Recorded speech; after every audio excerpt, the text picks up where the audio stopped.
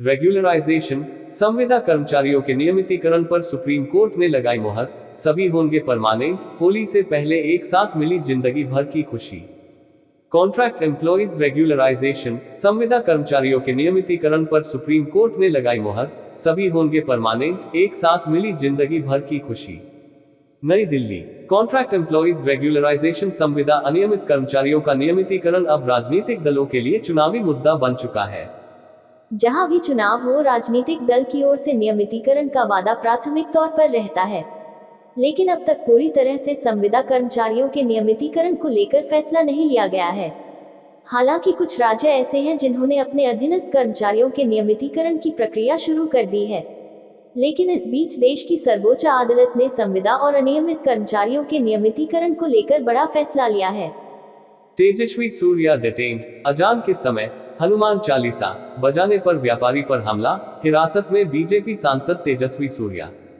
Contract employees regularisation, दरअसल संविदा कर्मचारियों की याचिका पर सुनवाई करते हुए सुप्रीम कोर्ट ने कहा है कि बारहमासी स्थायी प्रकृति के काम करने के लिए नियोजित श्रमिकों को अनुबंध श्रम विनियमन और उन्मूलन अधिनियम 1970 के तहत उन्हें सिर्फ स्थायी नौकरी के लाभ से वंचित करने के लिए अनुबंध श्रमिक नहीं माना जा सकता है।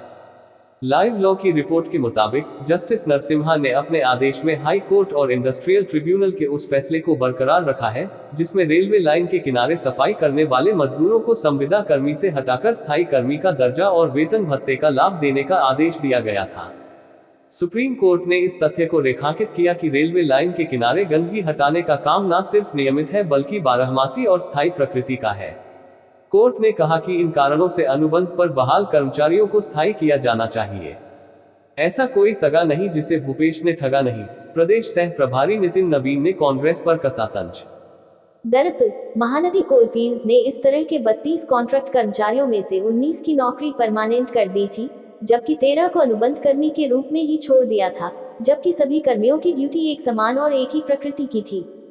इसके खिलाफ यूनियन ने केंद्र सरकार और महानदी कोलफील्ड्स को ज्ञापन सौंपा, लेकिन जब कार्रवाई नहीं हुई तो इंडस्ट्रियल ट्रिब्यूनल में मामला पहुंचा, जहां ट्रिब्यूनल ने सभी 13 अनुबंध कर्मियों को नियमित करने का आदेश दिया। बाद में उसी फैसले को हाई कोर्ट ने भी बरकरार रखा, जिसके खिलाफ महानदी कोलफील्ड्स ने सुप्रीम कोर्ट का दरवाजा खटखटाया था, लेकिन वहां से भी उसे निराशा हाथ लगी है। सीता सोरेन का छल का दर्द, पार्टी से इस्तीफा देने की बताई ये बड़ी वजह।